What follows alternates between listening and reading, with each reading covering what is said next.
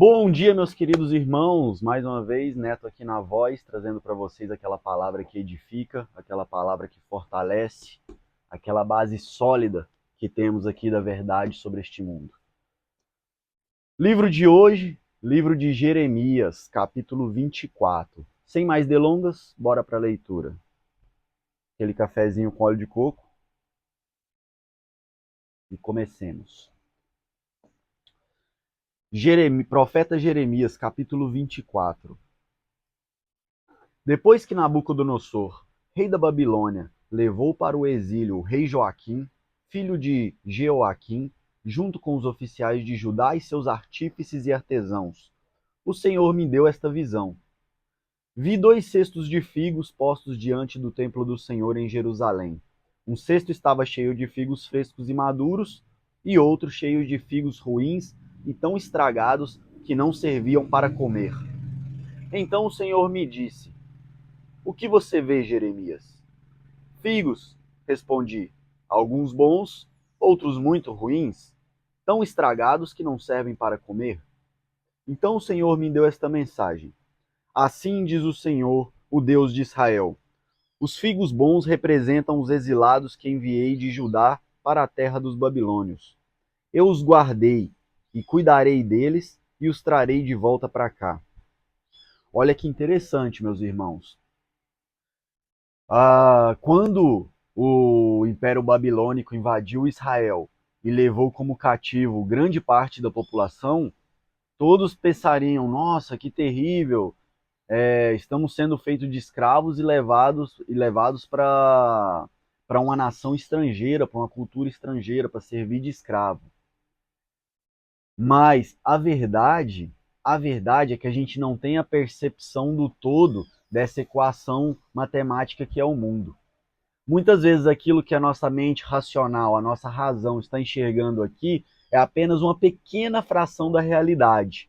Logo, a gente não tem uma interpretação correta a respeito da realidade. Na sequência aqui a gente vai ver. Seguindo.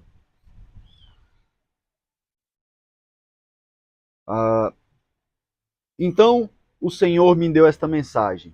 Assim diz o Senhor, o Deus de Israel: Os figos bons representam os exilados que enviei de Judá para a terra dos babilônios. Eu os guardei e cuidarei deles e os trarei de volta para cá.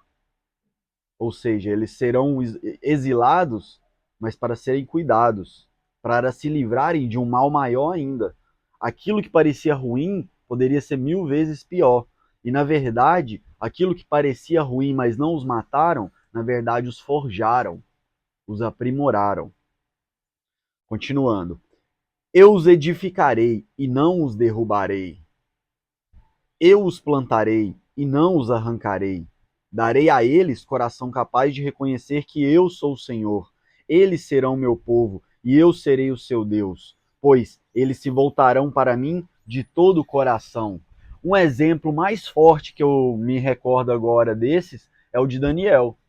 Daniel foi levado como escravo, foi alçado ao patamar de auxiliar braço direito do rei, pois mostrou-se extremamente sábio, ao mesmo tempo que ele dizia o tempo todo que nada era por ele, que tudo era do Deus de Israel. Tudo era feito através do Deus de Israel, o Deus de Abraão, Isaque e Jacó. Ele não só foi alçado ao braço direito do rei, como passaram-se 3 gerações de reis e Daniel continuava lá. Os reis morriam, vinha outro e Daniel continuava sendo procurado para auxiliar nas decisões mais importantes do reinado. Ou seja, aquilo que parecia uma escravidão, na verdade estavam forjando eles, levando eles a um aprimoramento. E muitas vezes é assim em nossas vidas, irmãos. Quantas vezes a gente nega o desafio, nega a batalha por medo, por falta de confiança, por falta de fé mesmo. Mas na verdade aquela batalha era exatamente o que a gente mais precisava para forjar nossa alma, forjar nosso espírito como verdadeiros guerreiros que somos, guerreiros da luz. Continuando. Darei a eles coração capaz de reconhecer que eu sou o Senhor. Eles serão o meu povo e eu serei o seu Deus. pois eles se voltarão para mim de todo o coração.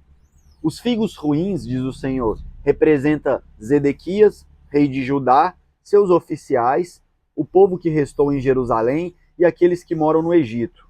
Eu os tratarei como figos ruins, tão estragados que não servem para comer. Farei deles objeto de horror e símbolo de calamidade para todas as nações da terra. Em todos os lugares por onde eu espalhar, serão alvo de vergonha e zombaria, insulto e maldição. E eu enviarei guerra, fome e doença, até que tenham desaparecido da terra de Israel, que dei a eles e a seus antepassados. Olha que interessante, pois aquilo que para a sociedade, que para o status quo do que a gente vive até hoje, o rei, os amigos do rei, a corja toda ali de parasitas que ficam sugando os recursos públicos para si, sem ganhar do próprio suor, esses que aos olhos dos outros estavam bem, pois não foram sequestrados e levados como cativos, tiveram as consequências de seus atos. Quando a gente lê isso aqui, você pode pensar assim, nossa, mas Deus castigou uns e livrou outros. Por quê? Meus irmãos, em verdade vos digo que tudo nessa vida como eu posso dizer, existe um equilíbrio. Existe plantio e colheita. Existe ação e reação. Tudo nessa terra é uma grande matemática de Deus, onde a colheita desses reis e dessas pessoas que ficaram em Israel foi justamente aquilo que plantaram. Nada além disso. Nada além disso. Pelo contrário, pelo que a gente vê a despeito das Escrituras, Deus sempre misericordioso e paciente para com todos. E é interessante ver o outro lado da moeda, aqueles que para a sociedade se perderam, acabou. Quem estava lá na época, como antigamente não tinha tanto a mente voltada pura e simples para o cientificismo, existia um olhar mais criterioso para essa questão do relacionamento com Deus, muitos podiam olhar e falar, não, mas esses que foram levados cativos, eles cometeram crimes, então eles devem ter feito algo errado. Da mesma forma como Jó, quando é afetado por calamidades, os outros começam a apontar o dedo e falar, não, veja, Jó deve ter feito isso, deve ter feito aquilo. Meus irmãos, Deus vai nos ensinar a não julgar as pessoas, pois a gente não sabe, de fato, o que foi plantado e o que está sendo colhido. Mas a gente pode julgar as atitudes. Poxa, o cara roubou aqui, isso é uma atitude errada. Agora esse cara é condenado para o resto da vida? Eu não sei. Isso aí quem vai julgar é Deus. Eu sei da instrução, ó, roubar é errado. Compreende? Da mesma forma, às vezes o olhar das pessoas para aqueles que foram levados como escravos vai ser assim, nossa, eles estão se ferrando, estão pagando por algo ruim que devem ter feito. Mas na verdade não, meus irmãos. Na verdade, Deus estava preparando eles para algo muito maior, estava forjando eles, tornando-os mais fortes e mais voltados para Deus.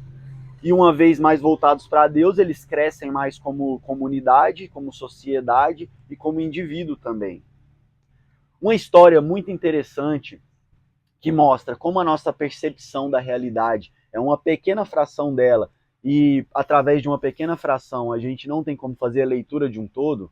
Por isso a fé é tão importante, a gente se alinhar com Cristo e buscar agir na fé, porque a nossa percepção racional ela é muito falha. A gente tem que usar ela até o limite, até onde dá, mas a gente tem que saber que ela é falha, extremamente falha.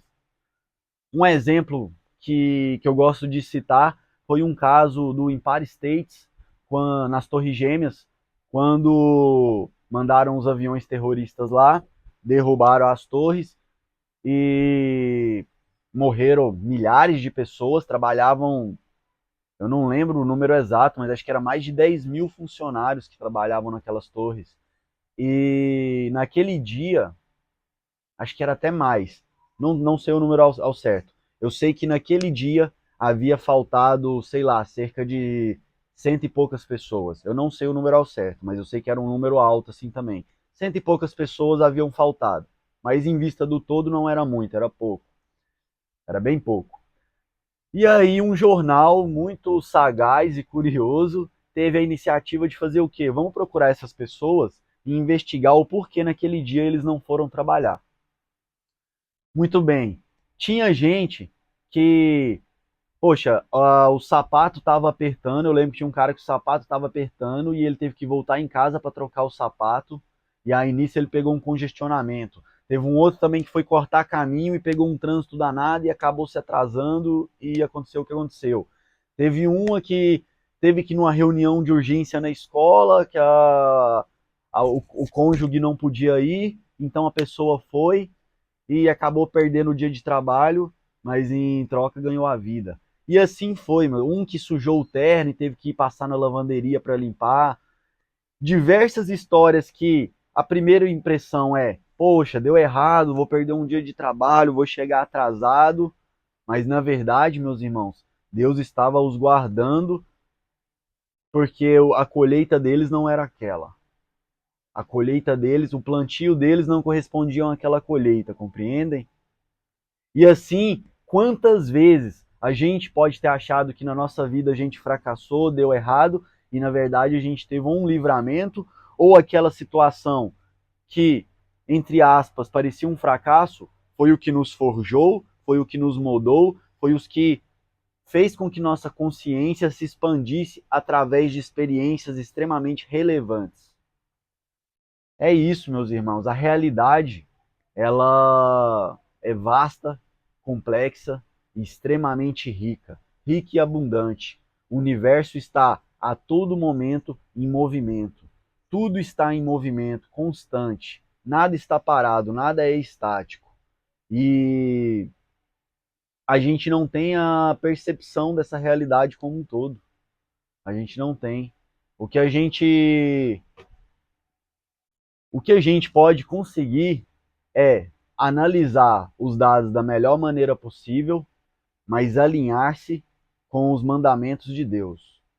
Uma vez alinhado com os mandamentos de Deus, como eu posso dizer, a sua, a sua intuição, a sua mente, ela vai te levar a coisas que estão nessa mesma frequência. Quer um exemplo? Vamos fazer um experimento rápido aqui. Para um segundo, olha ao redor de onde você estiver agora e procure tudo que é azul. Procure olhar tudo que é azul. Dá uma olhada, verifica. Vou esperar um tempinho.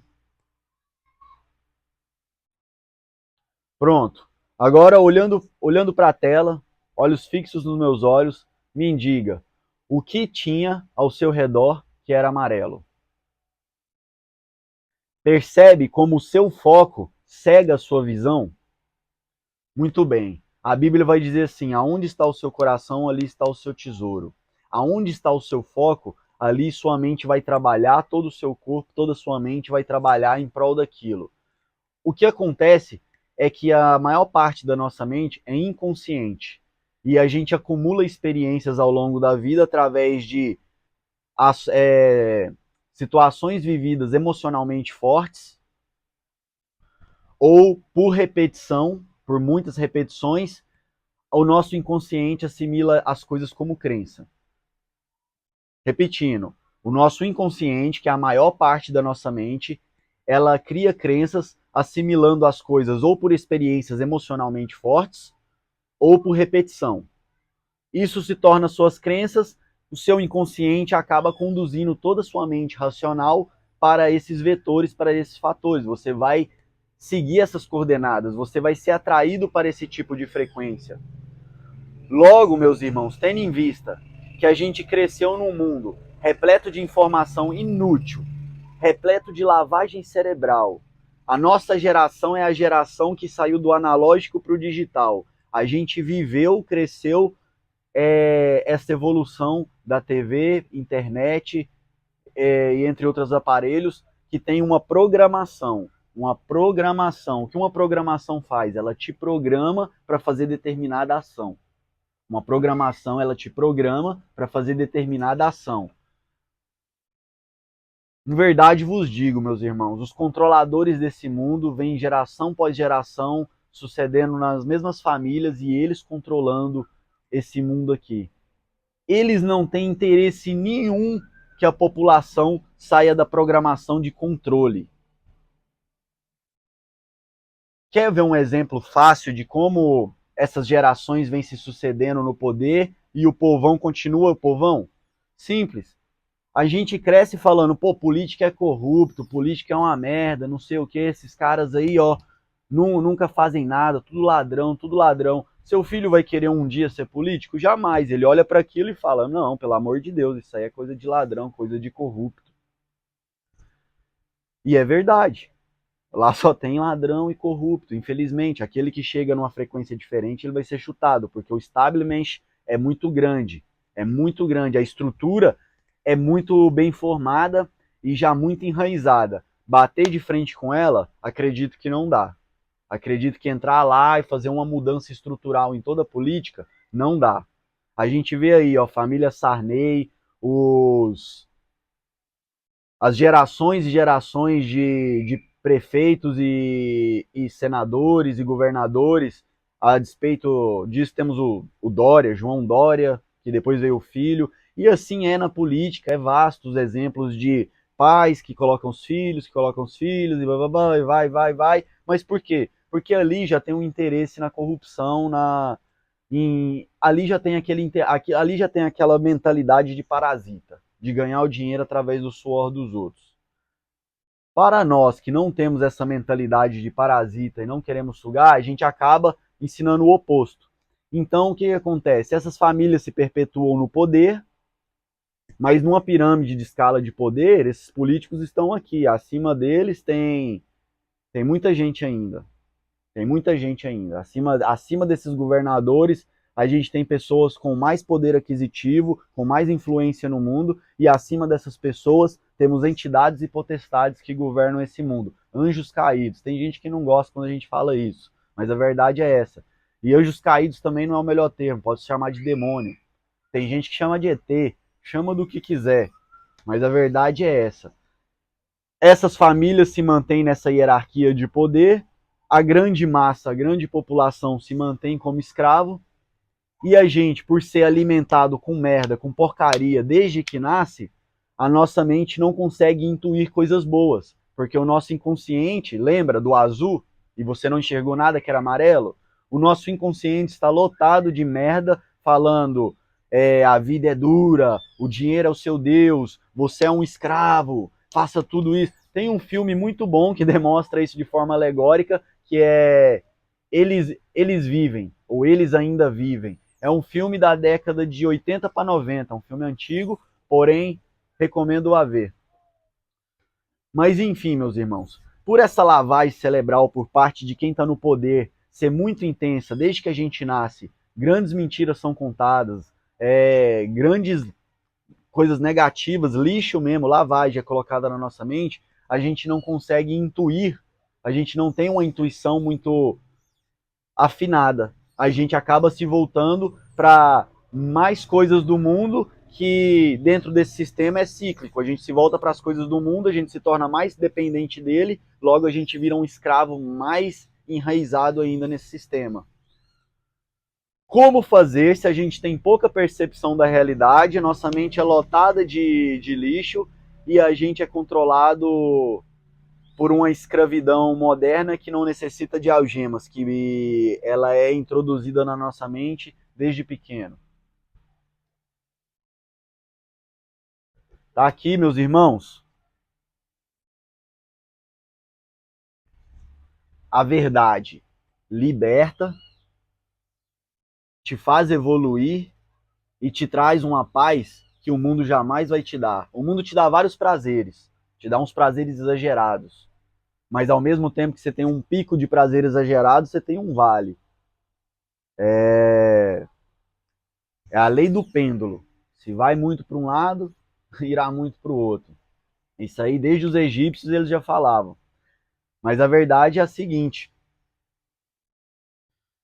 a verdade liberta e Jesus é o caminho, a verdade e a vida. Tendo essa percepção, eu deixo aqui o desafio. Experimente Poxa, a gente não estuda um monte de coisa e aplica e vê se é real? Não tem um monte de metodologia para um monte de atividades? Então experimenta essa metodologia para a sua vida. Começa a aplicar ela e veja se a verdade vai abrir diante dos seus olhos e se você vai começar a enxergar essa escravidão contemporânea. Meus irmãos, estamos aqui para ser imagem e semelhança de Deus. Desde que Adão e Eva caiu do jardim do Éden, a gente se tornou escravos de demônio. Vocês têm noção de que quando estavam no jardim do Éden, Adão e Eva tinham anjos que cuidavam dos portões do Éden, ou seja, os anjos estavam a serviço dos humanos, abaixo dos humanos na hierarquia, os humanos em imagem e semelhança, andando junto com o próprio Criador de todas as coisas. A gente se afastou tanto de tudo isso, que hoje a gente é escravo de demônio. Na grande maioria da população, escravo extremamente enraizado. Extremamente enraizado. Então, cortar essas raízes e plantar uma árvore nova leva tempo. Se você decidir plantar essa árvore nova e decidir colher os frutos dela, perseverança, paciência e coragem. Coragem é fé. À medida que você tiver perseverança e à medida que você tiver perseverança e paciência, você começará a perceber que gera resultados. É como uma academia, você perceberá os resultados e sentirá bem, a sua saúde estará melhor, sua cabeça estará melhor, logo sua fé aumentará e você irá mais fundo, e cada vez mais fundo. E é o que eu sempre digo aqui, é uma espiral positiva, onde cada vez você vai alargar mais a sua mente, a sua consciência vai se expandir, a sua fé vai aumentar e você vai ir mais além. Mas o contrário é verdadeiro. Então, meus irmãos, deixa aqui o convite. O vídeo de hoje é isso. Excelente dia para todos e é só o começo. Haha, tamo junto, galera. Não se esqueça, hein? Se tomar a decisão de largar a escravidão desse mundo, tenha em mente que aqueles que te mantêm cativo virão atrás de você. Mas não tema, tenha coragem, pois uma vez que faça essa escolha, o Criador está do nosso lado. E mesmo que pareça negativa as situações que venham adiante de si, uma vez que você está buscando o Criador, aquelas situações que possam parecer negativas, elas vão te engrandecer, elas estão te forjando. Elas estão te forjando.